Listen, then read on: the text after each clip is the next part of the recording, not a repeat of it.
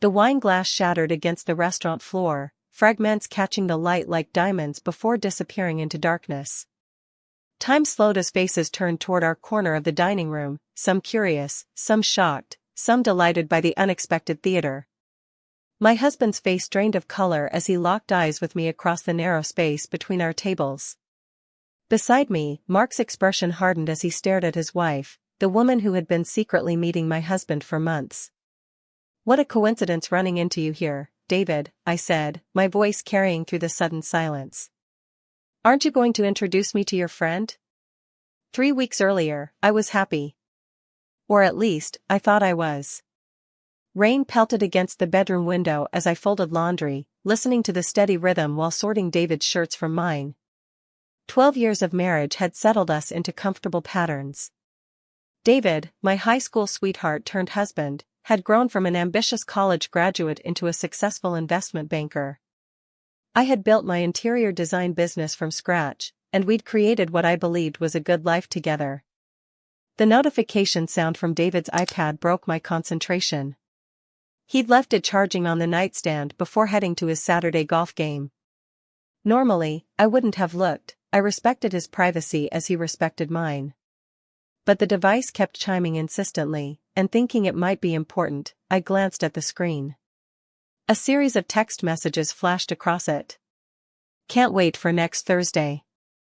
Same place? Yes. 8 p.m. I've missed you. I'll book our usual table at Oriole. The private corner." The sender's name showed as Elise C. with a small red heart emoji beside it. My hands turned cold. I stood frozen, staring at the messages, trying to find an innocent explanation. Maybe a client? A colleague? But the heart, the tone, the secrecy, it all pointed to one terrible truth. I sat heavily on the edge of the bed, David's freshly laundered shirt still clutched in my hands. I unlocked the iPad with the passcode I wasn't supposed to know, his birthday backwards, hardly original, and opened the message thread. What I found confirmed my worst fears. Months of messages. Secret meetings. Intimate photos. Plans for their future, a future that clearly didn't include me. Elise Carrington. The name was vaguely familiar. I searched my memory and suddenly placed her, the vivacious brunette from David's company party last Christmas. She'd been there with her husband, a quiet, distinguished-looking man who'd mainly kept to himself while she charmed everyone around her. I remember David introducing them. "This is Mark and Elise Carrington. Mark heads our legal department." That's why the name had seemed familiar. Mark Carrington, David had mentioned him occasionally, always with respect. And now David was sleeping with the man's wife. I didn't cry. Not then. Instead, a strange calm washed over me as I methodically scrolled through their messages, taking screenshots, forwarding evidence to my own email. A plan was already forming in my mind, but I needed time to think, to gather information. When David returned from golf, soaked and complaining about the rain cutting his game short, I greeted him normally, the dutiful wife. He kissed my cheek absently and headed for the shower, unaware that everything had changed. That night, lying beside him in our bed, listening to his familiar breathing, I stared at the ceiling and made my decision. I wouldn't confront him, not yet. I wouldn't give him the chance to lie, to manipulate me with excuses and false promises. No, I wanted him to feel what I was feeling. I wanted him to know what it was like to have your world shattered in public, among watching eyes. I wanted Elise to feel it too. And most of all, I wanted justice, not just for me, but for Mark Carrington as well. He deserved to know the truth. And I knew exactly how I was going to tell him. Sunday morning brought weak sunshine after the previous day's rain. David was still asleep when I slipped out of bed, dressed quietly, and drove to the coffee shop across town, somewhere I was certain not to run into anyone we knew. I ordered a large black coffee and settled into a corner table with my laptop. Time to learn everything I could about Mark and Elise Carrington. Social media made my task almost too easy. Elise's Instagram account was public, filled with carefully curated images of her perfect life. Expensive vacations, charity galas, designer outfits. Mark appeared in some photos, always looking slightly uncomfortable in front of the camera, but smiling dutifully beside his wife. Their anniversary was highlighted in a post from 8 months ago. 12 amazing years with this man. #blessed #anniversary Elise had written beneath a photo of them toasting with champagne. The same number of years David and I had been married. The irony wasn't lost on me. I found Mark's LinkedIn profile next. Unlike his wife's showy social media presence, his was straightforward and professional. Harvard Law. Senior partner at his previous firm before joining David's company as head legal counsel 3 years ago. Respectable career trajectory. Board member for a children's literacy foundation. He seemed like a decent man. A man who, like me, had been betrayed by the person he trusted most. My coffee grew cold as I continued my search. I found their address, learned about their social circles, discovered which restaurants they frequented. I learned that Mark traveled often for work, information that aligned with the dates of many meetings between David and Elise. And then I found something unexpected, a business card website for a small photography studio listed under Mark's name. Carrington Photography, capturing moments that matter. I clicked through to a gallery showing landscapes, architectural shots, street photography. The work was surprisingly good, soulful, even. This man had an artist's eye hiding behind his corporate lawyer exterior. By the time I returned home, David was up and making breakfast, whistling tunelessly. He smiled when I walked in. "There you are. I was wondering where you'd disappeared to." "Just needed some fresh air," I replied, hanging my jacket carefully. "Thought I'd let you sleep in." "You're the best," he said, dropping a kiss on my forehead as he passed me a plate of eggs. "I was thinking we could check out that new exhibit at the museum today?" I studied him as he talked. This man I'd shared a bed with for 12 years. This man who could make breakfast and suggest museum dates while planning secret rendezvous with another man's wife. The disconnect was staggering. "Sounds perfect," I said, forcing a smile. We spent the day wandering through gallery halls, looking at art neither of us was truly seeing. David held my hand, pointed out his favorite pieces, bought me lunch at the museum cafe. The perfect husband, except for the secret life I now knew about. That night, after he fell asleep, I slipped out of bed again and sent an email from an account I created that afternoon. To mark.carrington@carringtonphotography.com. Subject: Important information, please read privately. Mr. Carrington. I have information concerning your wife and my husband that I believe you should know. If you're willing to hear me out, please meet me at Riverside Coffee on 9th Street this Tuesday at 3 p.m. I'll be wearing a blue scarf. This is not a joke or a scam. I wish it were. Catherine Moore. I hesitated before pressing send, my finger hovering over the trackpad. Was I really going to do this? Involve a stranger in my marital disaster? But he wasn't a stranger, not really. He was the other victim in this betrayal. I clicked send, then closed the laptop and returned to bed, lying awake beside my sleeping husband until dawn crept through the curtains.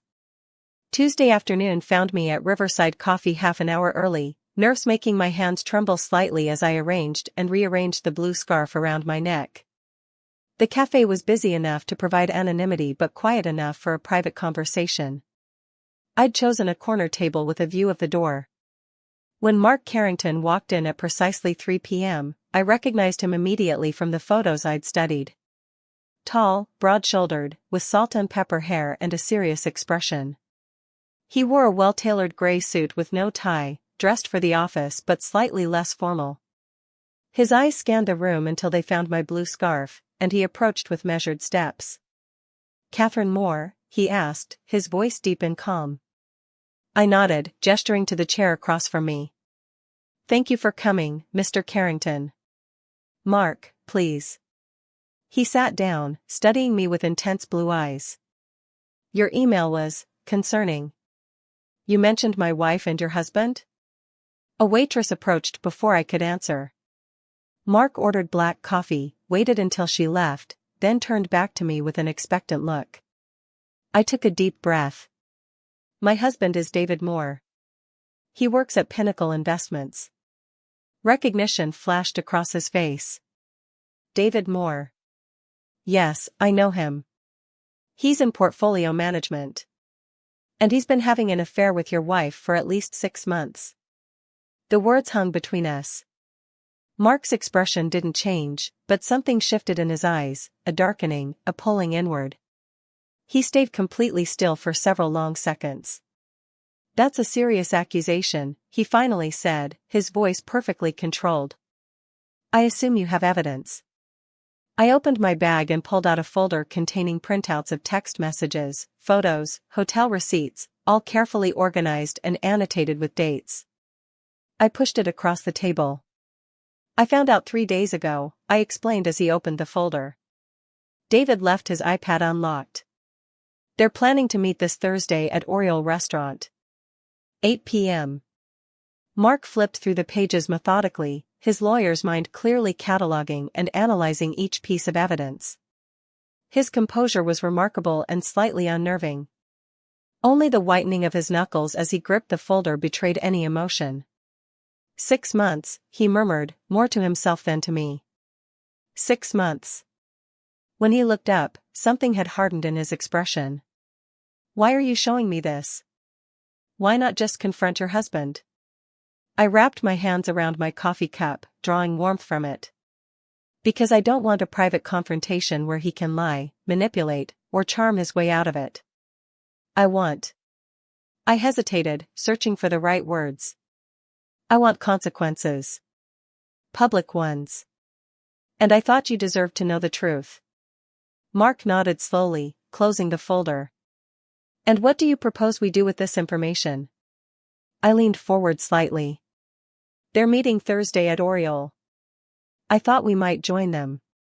You want to confront them at the restaurant? Make a scene? He frowned. That seems. Not a scene, I corrected. A controlled revelation. I've already called Oriole. There's a table available right next to their usual spot. I thought we could arrive first, then watch their faces when they see us together. Mark was silent for a long moment, considering. Then, unexpectedly, one corner of his mouth lifted in a small, tight smile. You've thought this through. I've had 3 days with nothing else on my mind. He nodded again, then reached for his coffee. Tell me about yourself, Catherine. What do you do when you're not planning elaborate revenge scenarios? The question caught me off guard. I'm an interior designer. I have my own small firm. Successful? Yes, actually. I've built a solid client base over the years. Children? I shook my head. We always said we were waiting for the right time. Now I'm grateful we didn't get that far. Mark took a sip of his coffee. We have a daughter. She's away at high school now, Columbia. Pride briefly softened his features before the gravity of our situation returned. Elise and I, things haven't been right for some time. But I never thought. He trailed off, then shook his head slightly. It doesn't matter what I thought. I'm sorry, I said, and meant it. As am I. He studied me for a moment. Your plan. It has merit, but it's missing something. What? Follow through. What happens after the reveal? Have you considered the endgame? I hesitated. Honestly, I've been so focused on the moment of confrontation that I haven't thought much beyond it. Mark nodded. Understandable. But if we're going to do this, we should be strategic. This isn't just about catching them in the act, it's about positioning ourselves for what comes after. The lawyer in him was taking over, and I found it oddly reassuring. His analytical approach balanced my emotional turmoil. What do you suggest? I asked. First, documentation. The restaurant encounter should be recorded, discreetly, of course. Not for public sharing, but for potential legal proceedings. He paused. Are you planning to divorce David?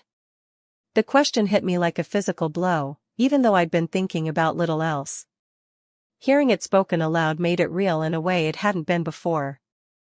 Yes, I said, surprising myself with the firmness of my response.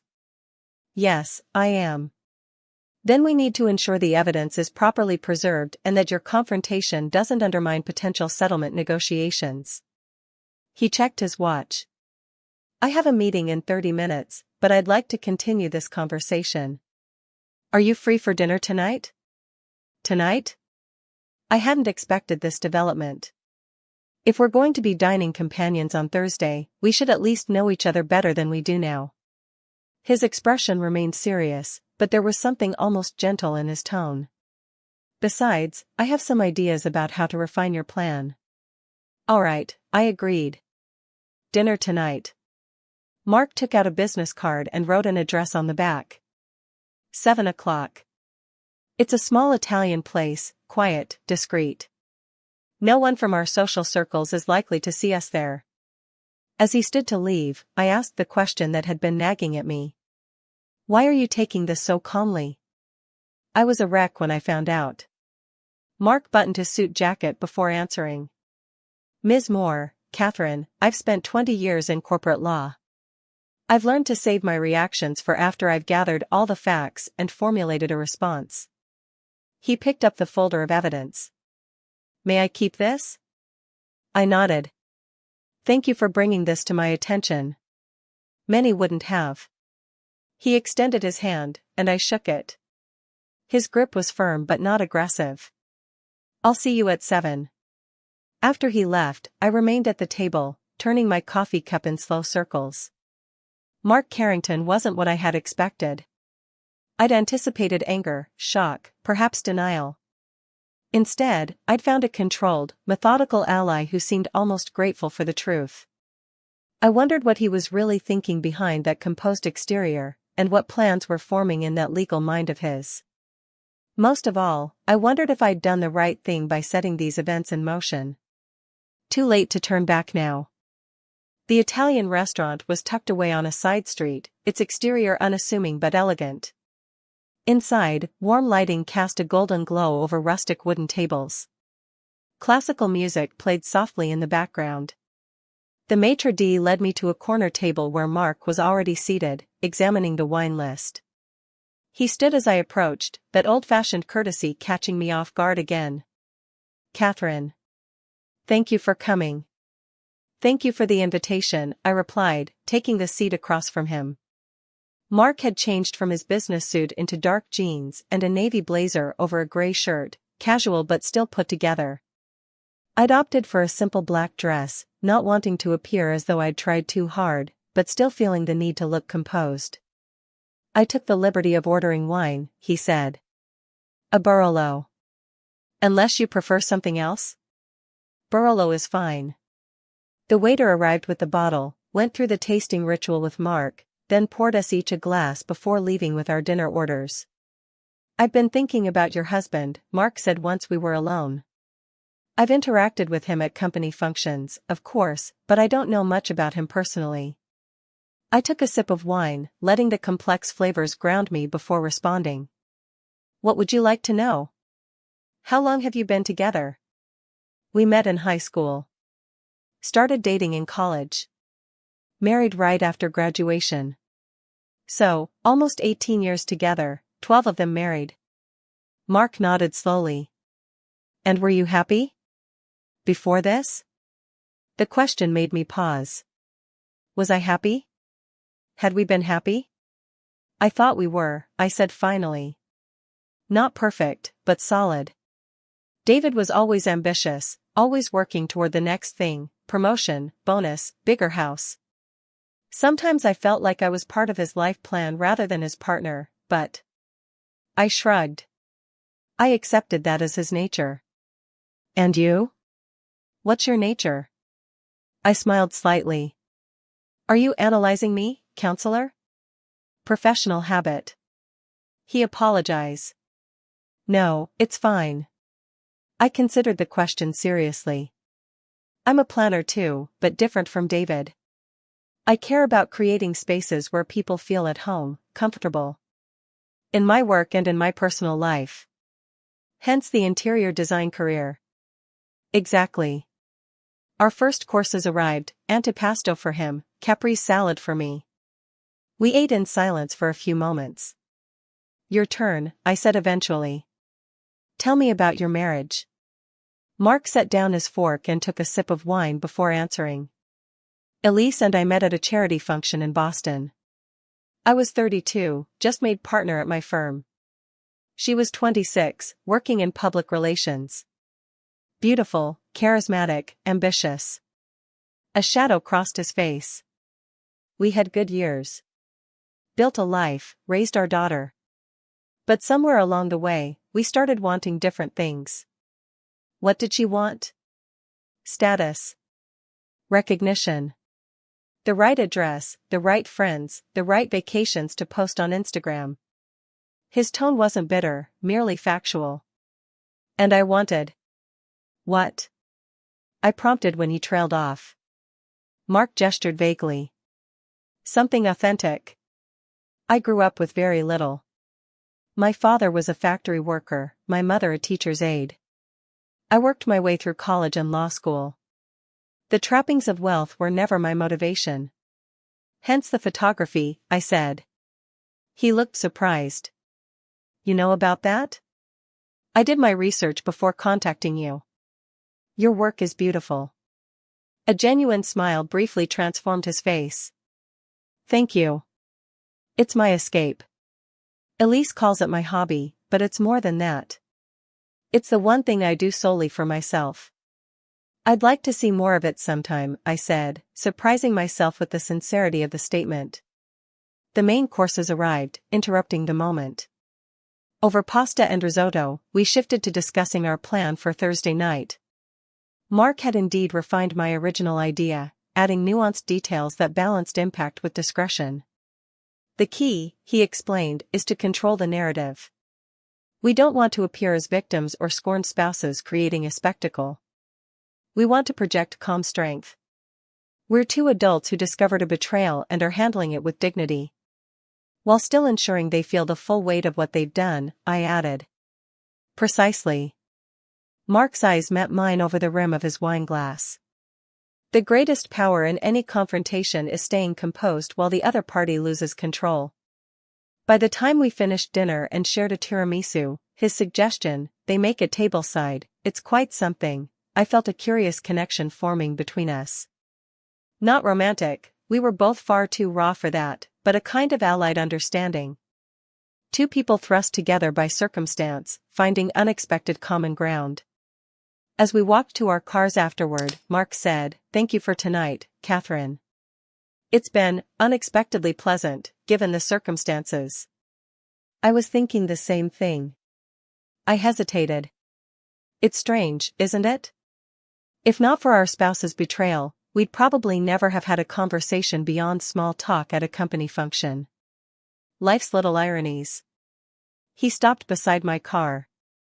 I'll contact you tomorrow with the final arrangements for Thursday.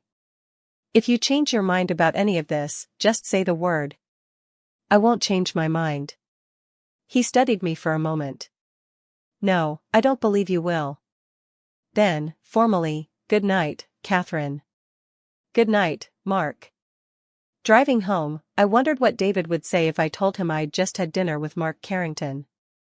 The thought almost made me laugh, a sharp, slightly hysterical sound in the quiet car. I was living a double life now too, keeping secrets, making plans in the shadows. The difference was, my secrets were about to bring everything into the light. Wednesday crawled by with excruciating slowness. I moved through my daily routines like an actress playing the role of Catherine Moore, devoted wife. I prepared breakfast, kissed David goodbye as he left for work, attended client meetings, sketched design concepts, and returned home to make dinner. All while carrying the weight of knowing that tomorrow night, everything would change. David seemed different too, though I doubted he realized it. More attentive, perhaps compensating for what he planned to do the following evening.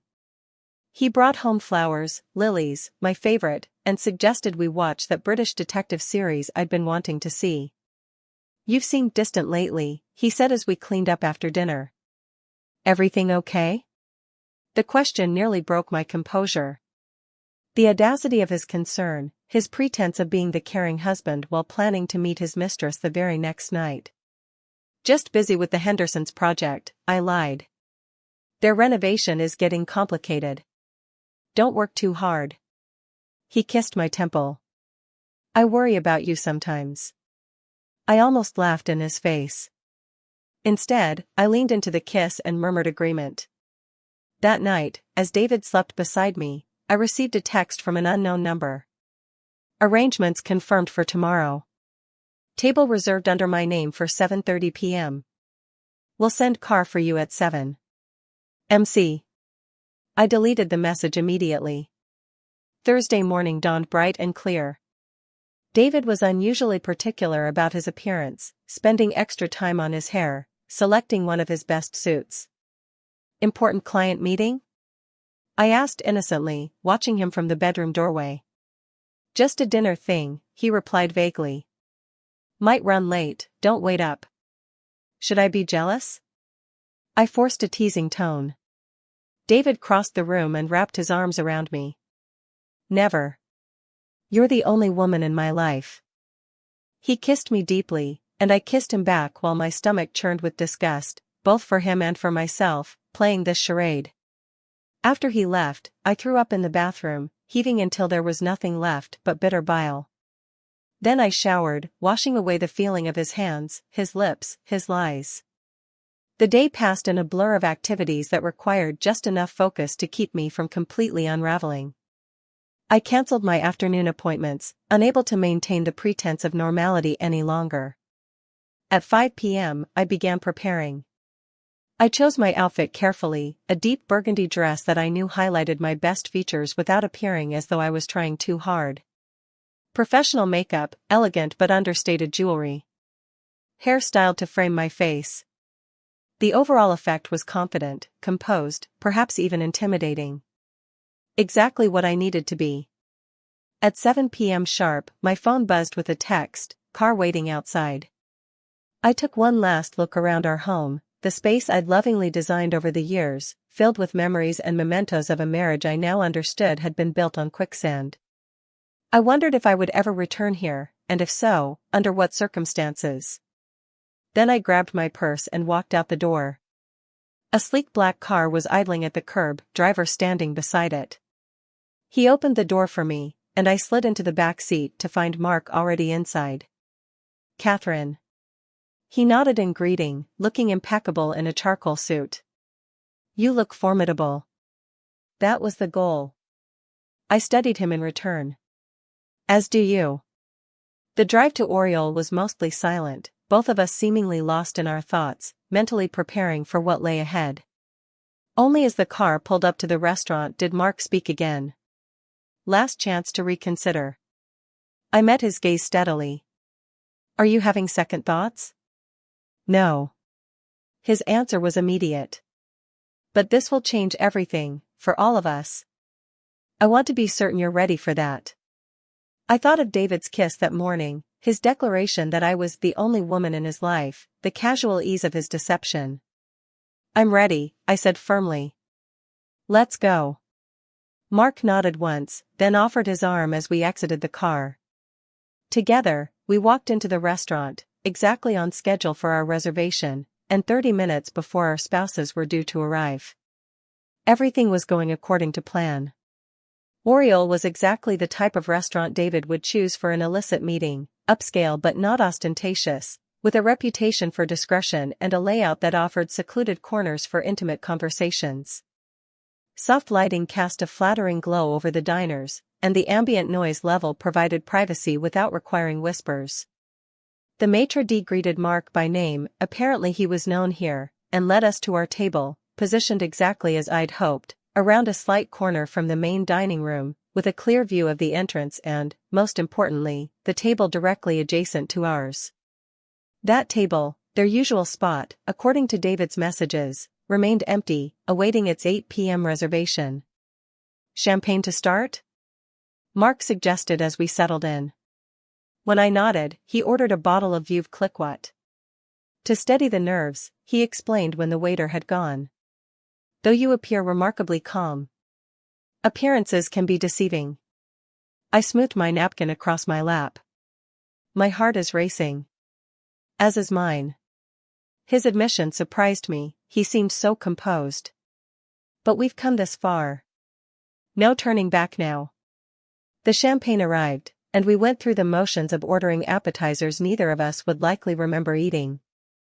The minutes ticked by with excruciating slowness.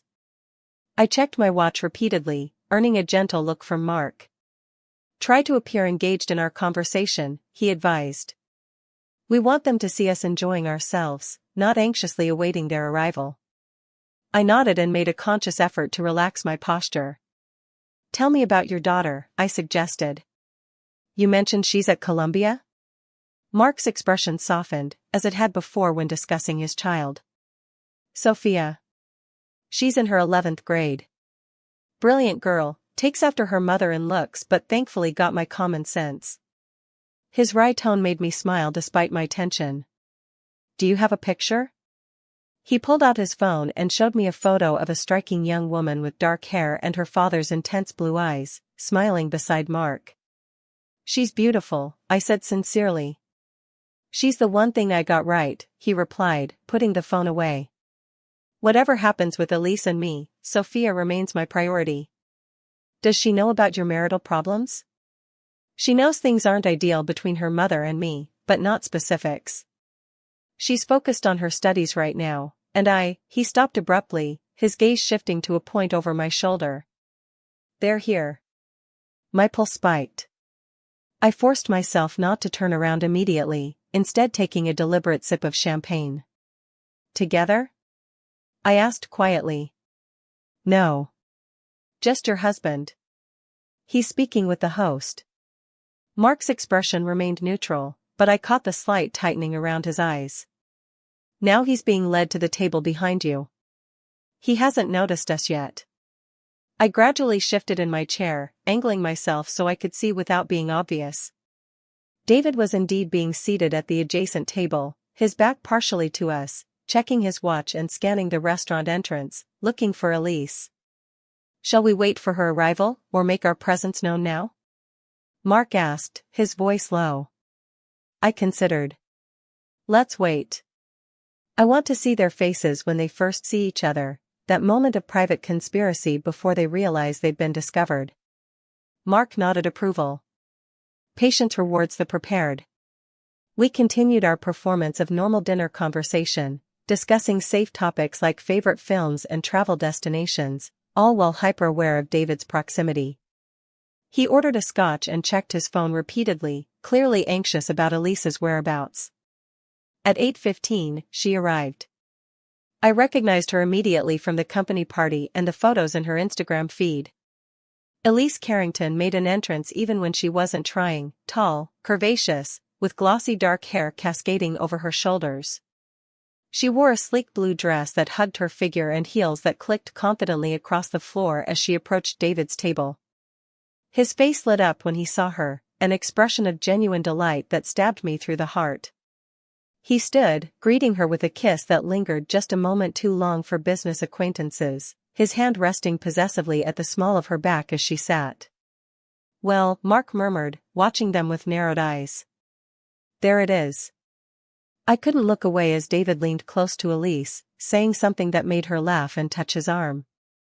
The easy intimacy between them told a story of many such meetings, many such touches. Ready? Mark asked, his voice steady despite the slight tremor I detected in his hand as he set down his champagne glass. I took a deep breath and nodded. Ready. Mark stood and extended his hand to me, helping me from my chair. Together, we stepped the short distance to the adjacent table, appearing suddenly in David and Elise's line of sight. The effect was immediate and dramatic. David froze mid-sentence, his face draining of color as he registered my presence. Beside him, Elise's eyes widened in shock as she recognized her husband. David, I said pleasantly. What a surprise running into you here. Catherine? He stood abruptly, nearly knocking over his scotch. What are you? How did you? Good evening, David, Mark said, his tone perfectly modulated. Elise. What a coincidence finding you both here. Elise recovered faster than David, her social training kicking in despite her evident distress. Mark. Catherine. Are you two, together? The implication was clear, and I saw a flash of hope in David's eyes, thinking perhaps he could turn this around, accuse me of the very betrayal he was committing. Actually, I replied smoothly, Mark and I just met a few days ago, when I discovered that my husband has been sleeping with his wife for the past 6 months. The words fell like stones into still water, sending ripples of reaction through both their faces. Around us, nearby diners were beginning to notice the tension, a few heads turning our way. Kathy, this isn't, we should discuss this privately, David began, reaching for my arm. I stepped back, avoiding his touch. Privately? Like the private room you booked at the Westlake Hotel last month? Or the private weekend in Napa while I thought you were at a conference? Elise, Mark said, his calm somehow more devastating than any shouting could have been. Would you like to explain the text messages? The hotel receipts? The plans for a future that apparently didn't include either of us? Elise's perfect composure cracked. You went through my phone? Her voice rose slightly. You had no right. No right? Mark's eyebrow arched. As your husband of 12 years, I had no right to know you were betraying our marriage vows? Keep your voice down, David hissed, looking anxiously at the surrounding tables. People are watching. Yes, they are, I agreed. Uncomfortable, isn't it? Being exposed in public. Catherine, please, David's voice took on the soothing tone he used when trying to manage difficult clients. This is all a misunderstanding. Elise and I work together. Don't. Mark's single word cut through David's attempt at deception. Don't compound your betrayal with lies. We have all the evidence. Every message, every photo, every secret meeting. The color returned to David's face in an angry flush. You've been spying on us? Both of you? What is this, some kind of setup? Setup? I laughed, the sound brittle even to my own ears. You set yourselves up. We merely compared notes. I think perhaps we should join you, Mark suggested, signaling a waiter. Since we all have so much to discuss. Before either David or Elise could object, Mark had arranged for our settings to be transferred to their table. The waitstaff, professional but clearly intrigued by the unfolding drama, quickly set 4 places. Perfect, Mark said, holding my chair as I sat directly across from David. Now we can have a civilized conversation. David looked trapped, his eyes darting between Mark and me, then to the exit, as if calculating his escape options. Elise sat rigidly beside him, her face a careful mask, though her rapidly blinking eyes betrayed her distress. Shall we order? I suggested, picking up a menu with steady hands that surprised even me. The sea base is supposed to be excellent. I've lost my appetite, Elise muttered, shooting a venomous look at her husband. That's a shame, Mark replied smoothly. But then, you've always been prone to dramatic gestures, haven't you, Elise? A waiter approached with a wine list, hesitating as he sensed the tension at our table. Bring another bottle of the Veuve Clicquot, Mark instructed. We're celebrating tonight. Celebrating what? David demanded once the waiter had gone, his voice low but intense. The destruction of 2 marriages? Is that what gets you off, Carrington? Mark's smile didn't reach his eyes. Our marriages were destroyed the moment you decided my wife was an acceptable addition to your extracurricular activities, more. This is insane, Elise hissed, leaning forward. You've both completely overreacted. Mark, we can discuss this at home. Like we discussed it when I asked about your late nights at the office? Mark countered, his composure never wavering. Or when I questioned the credit card charges from hotels I never visited? You've had plenty of opportunities for discussion, Elise. You chose deception instead. I turned to David, who was staring at his water glass as if it held answers. Did you ever plan to tell me? Or was I just supposed to go on believing in our marriage while you built a life with her on the side? David finally met my eyes. Catherine, you have to understand, things between us haven't been the same for years. You're always wrapped up in your work, always. Don't you dare blame her, Elise snapped unexpectedly. You told me your marriage was practically over, that Catherine was cold and distant. I what? David's head whipped toward her in alarm. That she didn't understand you like I did, Elise continued, her composure cracking further. You said you were staying only because the timing wasn't right to leave. Her words hit me hard. David had not only betrayed me but had rewritten our entire marriage to justify his infidelity. Is that true, David? I asked quietly. Is that what you told her? The champagne arrived, creating a momentary interruption.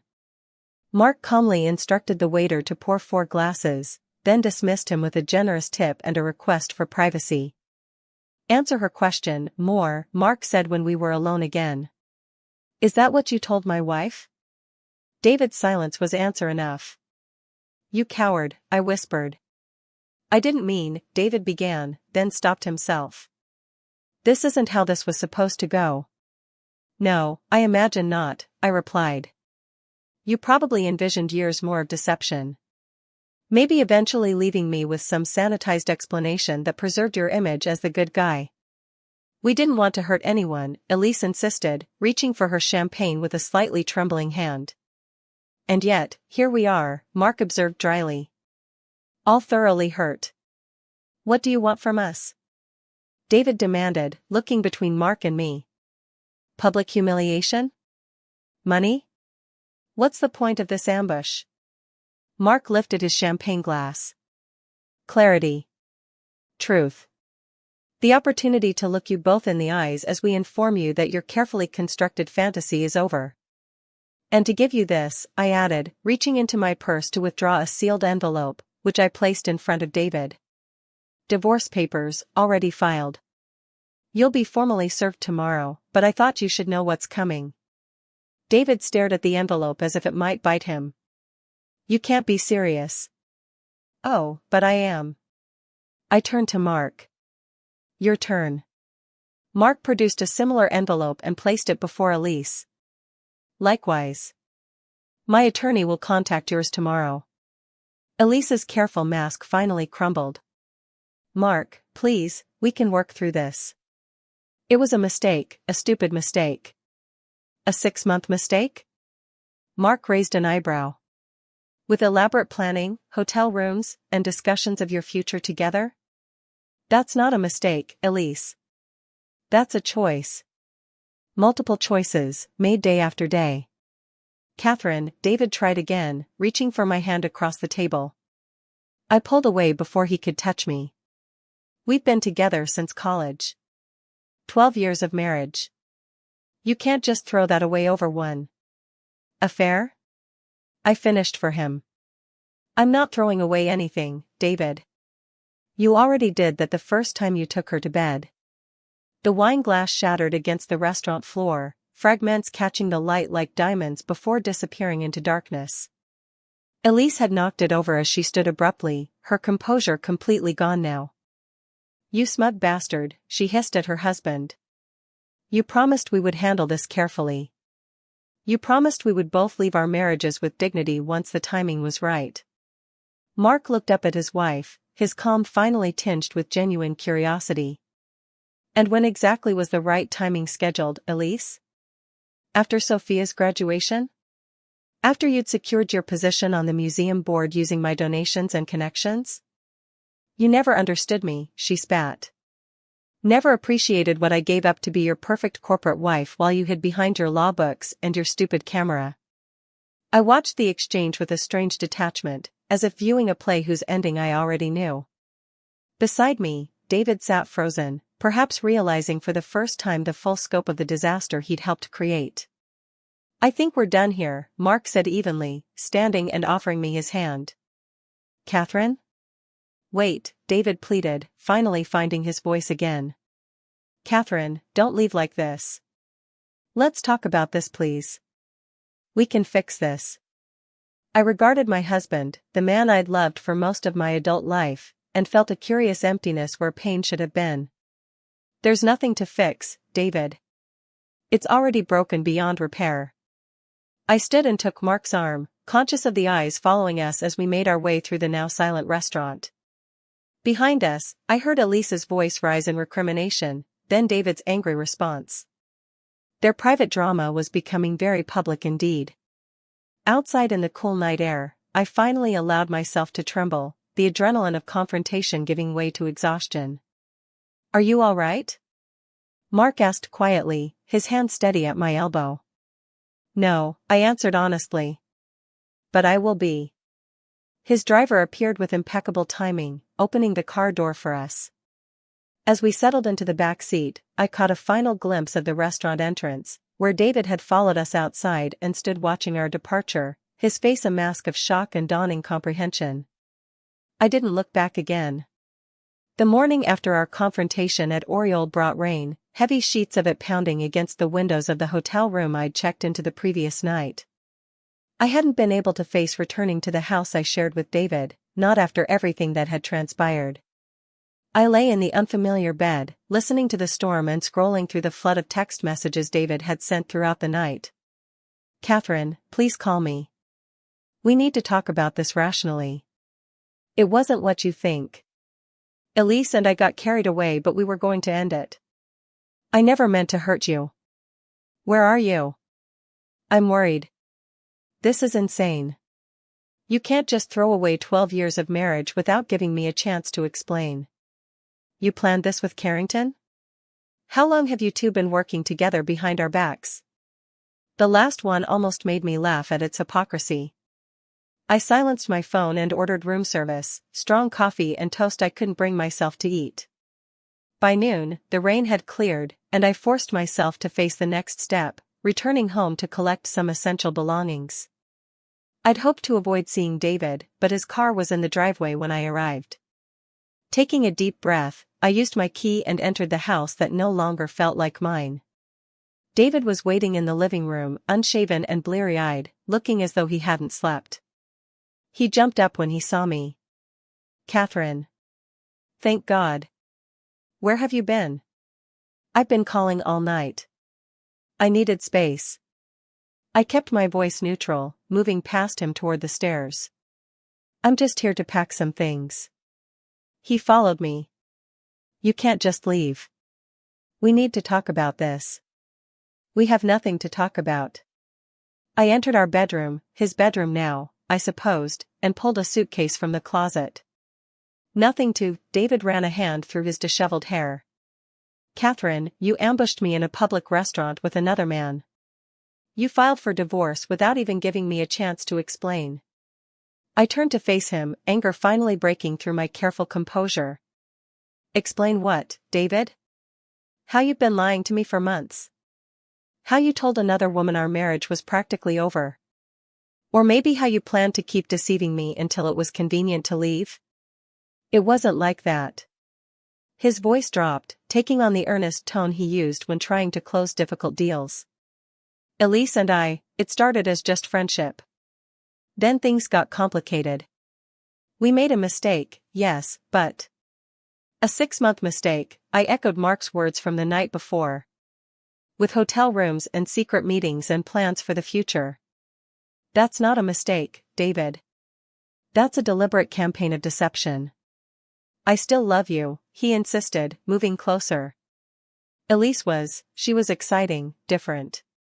But what we have is real, Catherine. 12 years. You can't just throw that away. I stepped back, maintaining distance between us. "You already threw it away. I'm just acknowledging what's already happened. Give me another chance." His eyes were pleading now. "People make mistakes. Marriages survive affairs all the time. Not this marriage." I turned back to the closet, pulling clothes from hangers and placing them methodically in the suitcase. "Not after what you said about me to her. Not after you made me feel crazy for suspecting something was wrong all these months. What can I do?" There was desperation in his voice now. "Tell me what I can do to fix this." I paused, a sweater in my hands, the blue cashmere he'd given me for Christmas last year. Had he already been seeing Elise then? The thought made me drop the sweater back into the closet. Nothing, I said simply.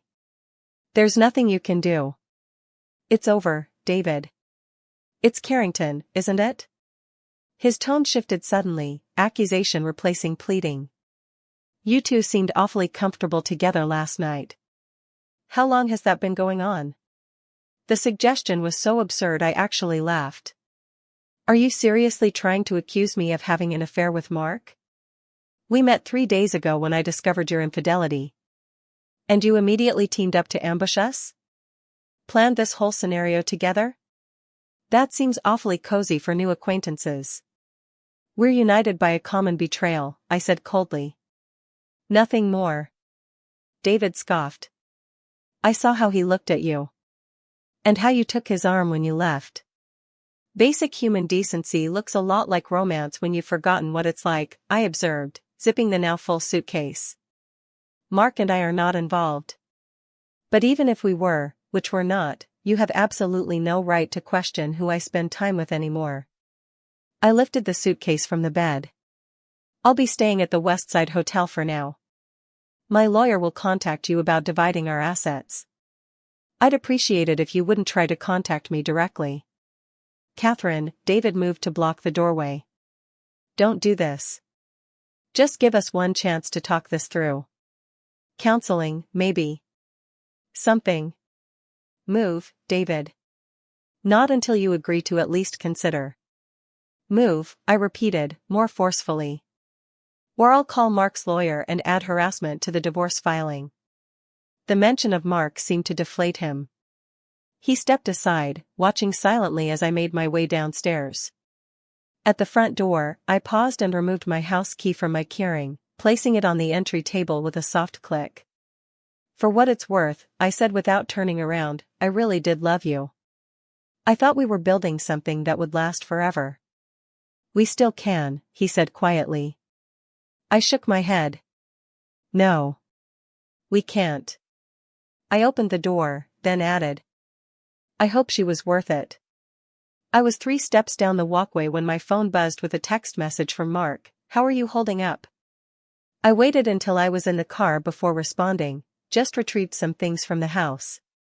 David was there. Unpleasant but survivable. You? His reply came quickly, similar situation with Elise. Would you be interested in coffee later? Neutral territory to compare notes. I hesitated, wondering if meeting Mark again was wise.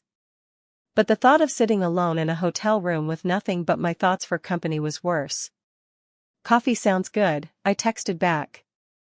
The place on 9th Street where we first met? Perfect. 3 p.m.? See you then. Riverside Coffee was busier than it had been during our first meeting, the afternoon crowd filling most tables with students and remote workers hunched over laptops. Mark had secured a corner table nonetheless, 2 steaming mugs already waiting when I arrived. I remembered you take it black, he said, standing as I approached. Good memory. I settled into the chair across from him, noting that he looked as exhausted as I felt, the circles under his eyes suggesting his night had been as sleepless as mine. Thank you for suggesting this. It's good to see a friendly face. How did it go with David? He asked, warming his hands around his own mug. I shrugged. About as expected. Denial, then bargaining, then accusations that you and I are having an affair. Mark's eyebrow raised slightly. Elise suggested the same thing. Apparently, we were very convincing dinner companions. Guilty consciences project, I observed. How is she taking it? Poorly. Mark took a sip of coffee. She cycled between tears, rage, and calculating how much of our assets she could claim. I've already moved to the guest room and scheduled a locksmith to change the codes to my home office. You think she would take things? I think Elise is nothing if not pragmatic about her self-interest. His tone was matter-of-fact rather than bitter. She knows the prenuptial agreement limits what she can claim unless she can prove certain breaches on my part. I wouldn't put it past her to manufacture evidence. That sounds exhausting. It is. He ran a hand through his hair, a gesture so reminiscent of David that I felt a momentary pang. But enough about our marital disasters. How are you really doing, Catherine? The sincerity in his question caught me off guard. Since discovering David's betrayal, I'd been so focused on my plan, on maintaining composure, on the mechanics of separation, that I hadn't truly allowed myself to feel the full weight of what had happened. I don't know, I admitted. Sometimes I'm angry, sometimes numb. Sometimes I wonder if I'm overreacting, if I should have given him another chance. I looked down at my coffee. Is that pathetic? Not at all. Mark's voice was gentle. 12 years is a significant investment. It's natural to question whether it's worth salvaging. But you're not questioning your decision to divorce Elise, I pointed out. Mark was quiet for a moment. Our situations are different. Elise and I, the affair was just the final chapter of a story that's been ending for years. We stayed together for Sophia, for appearances, for convenience. When I found out about David, I wasn't even surprised, just disappointed that she'd been so careless. The blunt assessment of his marriage made me wonder about my own. Had David and I been slowly disconnecting for years without my noticing? Had I been so wrapped up in my design work, in creating perfect spaces for others, that I'd missed the decay in my own home? I keep wondering what I missed, I confessed. What signs I overlooked? Don't do that to yourself, Mark said firmly. Their choices are not your responsibility. Logically, I know that. Emotionally, I shrugged. It's harder. It gets easier. He hesitated, then added, after my first divorce, I spent months analyzing every conversation, every argument, trying to pinpoint where things went wrong. Your first divorce? I was surprised, he hadn't mentioned a previous marriage. Before Elise. I was very young, 25, just out of law school. It lasted less than 2 years. A shadow crossed his face. Different circumstances, similar outcome. I'm sorry. Don't be. It taught me valuable lessons. One being that relationships end, but life continues. He smiled slightly. And that it's possible to rebuild, to find happiness again, even when it seems impossible in the moment. His words offered a perspective I badly needed, a glimpse of life beyond the immediate pain and chaos. Thank you for saying that, I said softly. And for all of this. Supporting a stranger through her marital collapse wasn't how you planned to spend your week, I'm sure. We're hardly strangers anymore, Mark pointed out. And as for support, it's mutual. Having an ally in this mess has made it more bearable. We fell into comfortable conversation after that, deliberately steering away from the subject of our spouses to discover more about each other. I learned that Mark had grown up in a small town in Pennsylvania, had worked his way through college and law school, and that photography had been his passion since his father gave him an old camera for his 12th birthday. In turn, I told him about my childhood in California, my early interest in architecture that evolved into interior design, and my dream of someday designing a small boutique hotel from the ground up. You should do it, he said when I mentioned this last ambition. Life's too short to postpone the things that matter to you. Maybe I will, I replied, surprised to find I meant it. Once the dust settles. We talked until the cafe began to empty, the afternoon crowd departing as evening approached. When we finally left, the sun was setting, casting long shadows across the street. Would you like to get dinner? Mark asked as we stood outside. Nothing fancy, there's a good Thai place around the corner. I hesitated, suddenly aware of how our meeting might appear to outsiders, or to our respective spouses, should they hear about it. I'm not sure that's a good idea. Mark immediately nodded. Of course. I didn't mean to presume. It's not that I don't want to, I clarified. It's just complicated. The timing, the circumstances. I understand completely. His smile was genuine. Rain check, perhaps. When things are less complicated. I'd like that. We parted with an awkward moment of indecision, handshake? Hug? Simple goodbye, before settling on a brief, slightly formal embrace that nonetheless left me feeling steadier than I had in days. Back at my hotel, I ordered room service and opened my laptop to check emails. Among the usual client correspondence was a message from Mark, sent just minutes after we'd parted. Catherine. I realized I never properly thanked you for your courage in bringing Elise's infidelity to my attention. Many would have dealt with their own situation privately without considering the other affected party. Your integrity in difficult circumstances is remarkable. If you need any assistance navigating the legal aspects of your separation, please don't hesitate to ask. While I can't represent you directly due to conflict of interest, I can recommend several excellent divorce attorneys who would serve you well. Take care of yourself in the days ahead. Mark. I read the email twice, struck by its formality compared to our easy conversation earlier. Yet something about its tone was comforting, a reminder that whatever connection we were forming was built on mutual respect rather than desperate rebound attraction. I replied simply, "Thank you, Mark. Your support means more than you know." Catherine. Then I closed my laptop and stared out the hotel window at the city lights, feeling, for the first time since discovering David's betrayal, that I might eventually be okay. The following weeks passed in a blur of practical necessities, meetings with my lawyer, negotiations over asset division, finding a suitable apartment to rent while the divorce proceeded. David continued his campaign of reconciliation through increasingly desperate text messages and occasional ambushes at my office, until my lawyer threatened a restraining order. Mark and I stayed in touch, our communications evolving from formal emails to occasional texts, then to coffee every few days, a lifeline of understanding in the midst of chaos. We were careful to meet in public places, mindful of appearances, though neither of us articulated why that mattered. 3 weeks after the confrontation at Oriole, I was selecting paint samples for my new apartment when my phone buzzed with a text from an unknown number. "This is Elise Carrington. We need to talk. The Regent Hotel Bar, 7 p.m. tonight. Come alone." I stared at the message in disbelief. What could Elise possibly want from me? My first instinct was to ignore it, but curiosity won out. I texted back. "Why would I meet with you?"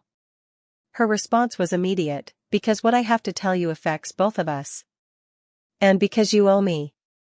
"I owe you nothing," I replied. 7 p.m. One conversation. Then we never have to speak again. Against my better judgment, I found myself in the elegant lounge of the Regent at 6:55 that evening. Elise was already there, perched on a stool at the bar, nursing what looked like a martini. She wore a sleek black dress that highlighted her figure, hair perfectly styled, makeup flawless. Even in the midst of divorce, she maintained her polished appearance. "Catherine," she acknowledged as I slid onto the stool beside her. "Thank you for coming." "I'm listening," I said coolly, declining the bartender's offer with a shake of my head. I wanted to stay clear-headed for whatever this was. Elise took a long sip of her drink before speaking. "You and Mark seem to be getting quite close." The statement caught me off guard. "That's not your concern." "Perhaps not." She turned to face me fully. "But I thought you should know exactly what you're getting involved with. If you invited me here to badmouth your husband, ex-husband, soon enough." She smiled thinly. "And no, that's not why I asked you here. I wanted to warn you." "Warn me?" I couldn't keep the skepticism from my voice. "About Mark? The man you cheated on with my husband?"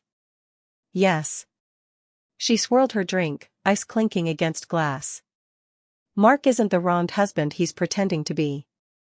Our marriage was over long before David came into the picture. If you're trying to justify your affair—" "I'm not justifying anything," she interrupted. "I'm telling you that Mark knew about David and me for months. He didn't care. Our marriage has been a convenient arrangement for years. He gets his perfect corporate wife for professional appearances, I get financial security and social status." I started to stand. "I'm not interested in your version of events." "Did he tell you about his first wife?" Elise asked, stopping me. "About what really happened?" Despite myself, I hesitated. Mark had mentioned a brief early marriage but few details. Seeing my pause, Elise pressed on. He drove her to a breakdown. Control, Catherine. That's what Mark craves. He controlled every aspect of her life until she couldn't take it anymore. I don't believe you, I said, but uncertainty had crept in. Ask him about Rebecca. Ask him why she left the country after their divorce. Ask him about the non-disclosure agreement. Elise finished her martini in one smooth swallow. Mark isn't the white knight you think he is. He's using you to punish me, just like he's using this divorce to punish me financially. Why are you telling me this? Elise shrugged one elegant shoulder. Consider it a professional courtesy from one wronged wife to another. We both made mistakes in our marriages. The difference is, I'm not pretending to be a victim. She stood, placing money on the bar. Think about it, Catherine. Has Mark ever asked what you want, or has he been guiding you every step of the way? Suggesting strategies, recommending lawyers, being the perfect supportive friend while steering you exactly where he wants you to go? Without waiting for a response, she walked away, leaving me with troubling questions I couldn't easily dismiss. Later that night, I called Mark, intending to ask about his first wife. When he answered, the warmth in his voice made me hesitate. Catherine? Everything all right? Yes. I took a deep breath. Do you have time to meet tomorrow? There's something I'd like to talk about. Of course. Lunch? There's a new place on Riverside I've been meaning to try. Perfect, I agreed, deciding a public setting was best for the conversation ahead. Mark? Yes? Is there anything about your past, about your previous marriage, that I should know? The silence that followed was brief but telling. When he spoke again, his tone was carefully neutral. I suppose there is. Tomorrow, then? Tomorrow, I confirmed, ending the call with a knot of anxiety forming in my stomach. I spent a restless night wondering if I'd been naive, if the connection I'd felt with Mark had been manipulation rather than genuine understanding. By morning, I'd resolved to ask direct questions and judge his responses carefully. Riverside Bistro was busy with the lunch crowd when I arrived the next day. Mark was already seated at a corner table, looking more serious than I'd seen him since our first meeting.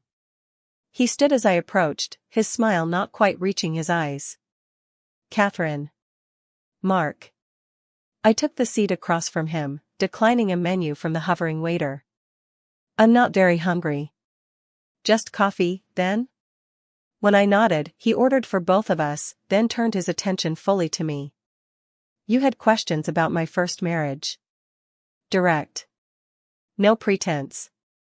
It was one of the things I'd appreciated about him. Yes. I wrapped my hands around the water glass, needing something to hold. I met with Elise yesterday. His expression tightened almost imperceptibly. I see. She told me to ask you about Rebecca. About why she left the country after your divorce. About a non-disclosure agreement. Mark was silent for a long moment, his fingers tapping lightly against the tablecloth, the first nervous gesture I'd seen from him. Finally, he sighed. Rebecca was my first wife. We married young, too young. The divorce was difficult. How difficult? He met my eyes directly. She had mental health issues that emerged during our marriage. Severe anxiety, depression, eventually diagnosed as bipolar disorder. When I sought divorce, she threatened to harm herself. And the non-disclosure agreement? Standard legal protection. Her family was wealthy, concerned about privacy. The agreement prevented either of us from discussing the marriage publicly. It was mutual, not one-sided. And her leaving the country? Her choice. She wanted a fresh start, away from painful memories. Last I heard, she was living in London, remarried, doing well. He leaned forward slightly. Catherine, what exactly did Elise tell you? I hesitated, then decided on complete honesty. She said you were controlling. That you drove Rebecca to a breakdown. That you knew about her affair with David for months and didn't care because your marriage was just a convenient arrangement. Mark's laugh held no humor. Of course she did. He ran a hand through his hair. Elise excels at twisting the truth to suit her narrative. So none of it's true? Some of it is. His frankness surprised me. Rebecca did have a breakdown, but not because of me, because she stopped taking her medication. As for knowing about the affair. He paused as our coffee arrived, waiting until the waiter departed. I suspected something was wrong. Elise was increasingly distant, secretive about her phone. But I didn't have confirmation until you showed me the evidence. And your marriage being an arrangement? His smile was sad. There's perhaps more truth to that than I'd like to admit. We've been living separate lives under the same roof for years. But that doesn't mean I condoned or accepted her infidelity. I studied him, trying to reconcile his version with Elise's, searching for signs of deception in his face, his tone, his body language. Why would she tell me these things? I asked finally. Why do you think? His voice was gentle. She sees us becoming close. It threatens her narrative of being the wronged party in our divorce. And perhaps. He hesitated. Perhaps what? Perhaps she's jealous, he suggested quietly. Of whatever is developing between us. The statement hung in the air, neither of us immediately addressing its implications. I stared at my coffee, turning his words over in my mind. Is something developing between us, Mark? I asked finally, looking up to meet his gaze. I think you know the answer to that, he replied softly. But the timing is complicated. Very complicated, I agreed. We're both vulnerable right now. Both recovering from betrayal. It would be easy to mistake comfort for connection. Yes, it would. And yet. He reached across the table, not quite touching my hand but close enough that I felt the invitation. I find myself thinking about you even when divorce negotiations and work demands should be consuming all my attention. The confession, so simply stated, sent warmth spreading through me despite my reservations. I think about you too, I admitted. But I'm scared, Mark. I don't trust my judgment right now. I just found out my husband of 12 years has been lying to me for months. How can I trust any feelings I'm having? You can't, he said bluntly. Neither can I. That's why, much as I'd like to explore whatever this is between us, I think we need to proceed with caution. His honesty was refreshing, especially after weeks of David's manipulations and Elise's insinuations. So what do we do? I asked. We continue as we have been. Friends. Supporting each other through difficult times. And when the dust settles, when we're both legally free and emotionally ready, we reassess. He smiled slightly. If the connection is real, it will still be there when the timing is right. I nodded slowly, feeling both relief and disappointment at his practical approach. That sounds wise. I've been accused of many things, Mark said dryly, but wisdom is rarely among them. That made me laugh, releasing some of the tension that had built between us. We finally ordered food, our conversation shifting to safer topics, my new apartment, a photography exhibit he was considering, mutual complaints about our respective lawyers' billing practices. By the time we parted, the questions Elise had raised still lingered in my mind, but they had lost much of their power. Mark had answered me honestly, acknowledging complications without excuses or manipulations. Whether his version was the complete truth, I couldn't know for certain, but I chose to believe him until given reason not to. As we stood outside the restaurant preparing to go our separate ways, Mark hesitated, then said, "For what it's worth, Catherine, I'm grateful our paths crossed, despite the circumstances." "So am I," I replied, and was surprised to realize how deeply I meant it. 2 months after the confrontation at Oriole, my divorce from David was progressing through the legal system with surprising efficiency. His initial attempts at reconciliation had given way to petty disputes over property division, particularly regarding the house we had shared. My lawyer assured me we were in a strong position, especially given the evidence of his infidelity, but the process remained emotionally draining. Mark and I continued our cautious friendship, meeting regularly for coffee or lunch, carefully avoiding any situation that might be misconstrued as romantic. We were both determined to handle our divorces with dignity, giving no ammunition to our soon-to-be ex-spouses who still occasionally suggested our relationship had begun before their affair was discovered. On a crisp October morning, I was sketching design concepts in my new apartment, a bright, airy space with large windows overlooking a small neighborhood park, when my phone rang with an unfamiliar number. "Catherine Moore," a woman's voice asked when I answered. "Speaking. My name is Rebecca Winters. Formerly Rebecca Carrington. I believe you've been spending time with my ex-husband, Mark." My hand froze mid-sketch, my pulse quickening. "Yes, I know Mark. How did you get my number?" "That's not important." Her tone was brisk, British accented. "What's important is that we talk. I understand you're going through a divorce because your husband had an affair with Mark's wife." Yes, that's correct," I confirmed, unsettled by her knowledge of my personal situation. "And Mark has positioned himself as your ally, your friend, perhaps potentially more?" "I don't see how that's any of your business," I replied, defenses rising. "It is when I see history repeating itself," Rebecca said. "Look, I'm not calling to cause trouble. But there are things you should know about Mark before you get any deeper into a relationship with him."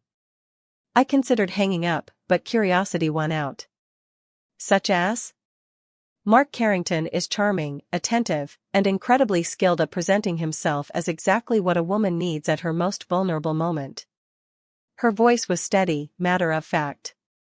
"He was my white knight too, once."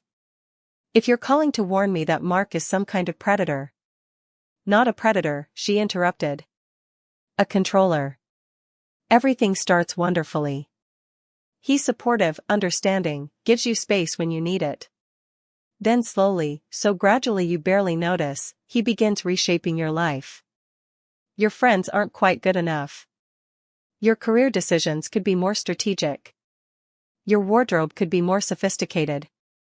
I thought of Mark's gentle suggestions about attorneys, his advice on handling the divorce, all of which had seemed helpful rather than controlling. "Mark told me about your bipolar disorder," I said. "That you stopped taking medication." Rebecca's laugh was sharp. "Of course he did. Did he mention that I sought treatment for anxiety because he constantly criticized every decision I made? Or that the bipolar diagnosis came from a psychiatrist he selected? Or that the medication made me so foggy I couldn't function? Why would I believe you over him?" I asked. "You shouldn't necessarily," she admitted. "I'm a stranger calling out of the blue. But ask yourself this, how did Mark respond when Elise mentioned me to you?" I hesitated. "He was defensive. But anyone would be if accused of." "Not defensive," Rebecca corrected. "Prepared. He had answers ready, didn't he?" A neat narrative that made me sound unstable while positioning him as the concerned husband. The observation was uncomfortably accurate. "Who told you I was spending time with Mark?" I asked. "Elise contacted me," Rebecca said. "We've stayed in touch over the years. She reached out after their confrontation at Oriole." "So you're doing Elise's bidding?" My skepticism returned. "The woman who was sleeping with my husband?" "I have no loyalty to Elise," Rebecca said flatly. "What she did to you was wrong. But Mark isn't the innocent party he portrays himself as. Their marriage has been broken for years." "Which doesn't justify infidelity," I countered. "No, it doesn't," she agreed. "Just, be careful, Catherine. Watch for the signs." The subtle criticisms disguised as helpful advice. The way he positions himself as the only person who truly understands you. The isolation from others who might offer different perspectives. I wanted to dismiss her warnings entirely, but something in her tone, the absence of hysteria or vindictiveness, gave me pause. "I appreciate your concern," I said carefully. "But Mark and I are just friends supporting each other through difficult divorces. For now, Rebecca said. Just remember what I've said if things progress. And Catherine? The NDA he mentioned? It was completely one-sided. I'm violating it by speaking to you, which should tell you how concerned I am. After she hung up, I sat motionless, her words echoing in my mind. The sensible response would be to disregard the call entirely, a desperate attempt by Elise to drive a wedge between Mark and me. Yet Rebecca had sounded genuinely concerned rather than manipulative. I pulled out my phone and texted Mark, "Are you free to talk? Something's come up." His reply came almost immediately, "Of course. What's wrong?" Rather than explaining by text, I called him. When he answered, I got straight to the point. "Rebecca contacted me today." The silence that followed spoke volumes. "Mark? I'm here," he said finally. "What did she want?" "To warn me about you." I kept my tone neutral. "She painted quite a different picture of your marriage than you did." "I can imagine." His sigh carried through the phone. "Catherine, Rebecca has been trying to rewrite our history for years. She's not well." "That's what she said you'd say," I interrupted. "She also mentioned that the NDA was one-sided." "Is that true?" Another pause. "It's complicated. The agreement had mutual confidentiality clauses, but yes, the penalties applied primarily to her. Her family insisted on it to protect their reputation." "And the psychiatrist? The medication? She told you I controlled her medical care?" Mark's voice hardened slightly. "I suggested a doctor when she was having panic attacks. Everything after that was between her and her physicians." "Mark, I don't know what to believe." "I understand." His tone softened. "Rebecca has her version of events. I have mine. The truth likely lies somewhere in between." His admission surprised me. I'd expected absolute denial. "Would it help to meet in person?" he suggested. "This isn't a conversation we should have over the phone." We arranged to meet at a small park near my apartment, neutral ground where we could talk privately. When I arrived, Mark was already there, sitting on a bench overlooking the duck pond. He looked troubled, none of his usual composure evident. "Thank you for coming," he said as I sat beside him, leaving space between us. "I almost didn't," I admitted. He nodded. "I wouldn't have blamed you."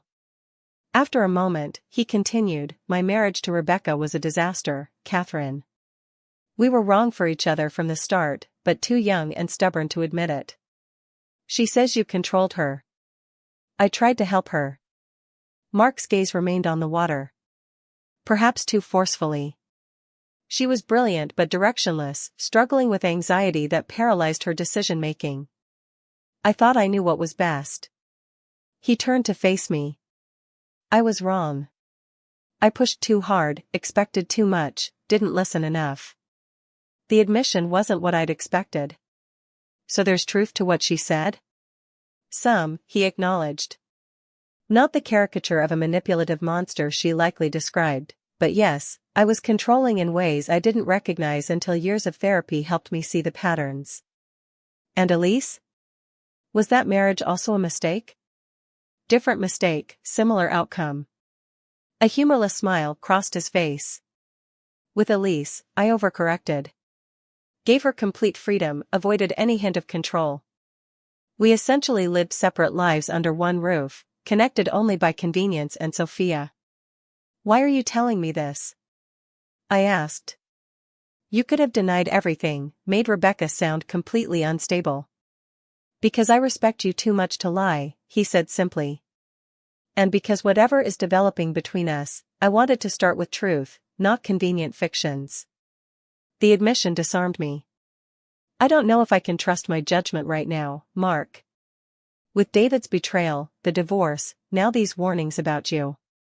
I feel like I'm navigating a minefield blindfolded." "Then let's slow down," he suggested. "Give yourself time to process everything.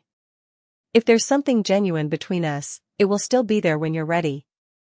His willingness to step back rather than press his case reassured me more than any defense could have. Thank you for being honest, I said finally. It's the least you deserve. We sat in silence, watching ducks glide across the pond's surface. For the first time since meeting Mark, I felt I was seeing the real person, flawed, complex, capable of both mistakes and growth, rather than the perfectly controlled exterior he usually presented.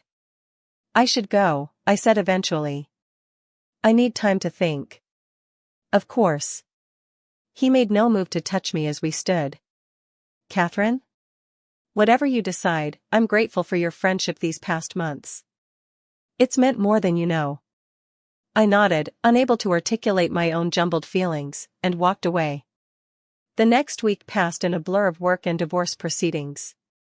David had finally stopped his reconciliation attempts and was now fully focused on securing favorable terms, particularly regarding our house. I threw myself into client projects, grateful for the distraction from my personal turmoil. I didn't contact Mark, and he respected my silence, sending only a brief text, taking a step back as promised. Here if you need me. His restraint was telling, neither pressuring nor completely disappearing. 9 days after our park conversation, my lawyer called with news. David had suddenly agreed to my settlement terms, including selling the house and splitting the proceeds equally. What changed his mind? I asked, suspicious of the abrupt capitulation. Honestly? No idea, she admitted. His attorney just called and said they're accepting our proposal in full. I'd take the win and run with it. Later that afternoon, I received an unexpected text from David. I signed the papers. It's done. I'm sorry for everything, Catherine. I truly am. The message felt like the final chapter closing on our marriage, bringing both sadness and relief. On impulse, I forwarded a screenshot to Mark with the message. David accepted the settlement. It's almost over. His reply came quickly. Congratulations. How are you feeling? Relieved. Sad. Free. All of the above. Would you like to celebrate? Or commiserate? Or both? I hesitated, then replied, both. Dinner tomorrow? I'll pick you up at 7. When I opened my door the following evening, Mark stood holding a small bouquet of sunflowers, my favorite, though I couldn't remember telling him that. Not roses, he explained, handing them to me. Too romantic for the occasion. But something bright seemed appropriate for marking a new chapter. The thoughtfulness of the gesture touched me. They're perfect. Thank you. Over dinner at a quiet neighborhood bistro, I told him about the settlement and my mixed emotions about the marriage officially ending. He listened attentively, offering neither platitudes nor advice, just understanding. I'd been thinking about what Rebecca said, I admitted as our meals arrived. And about your response. And? His expression was carefully neutral. I appreciate your honesty that day. It would have been easier to dismiss her as crazy or vindictive. Perhaps, he acknowledged. But it wouldn't have been true. Or fair to you. I'm still cautious, Mark. About us, about what might happen next. As you should be, he said. We've both been through emotional hurricanes. Rushing into something new would be unwise. But? I prompted, sensing there was more. But I find myself hoping that when the storms have passed, we might explore whatever this connection between us is. His eyes met mine.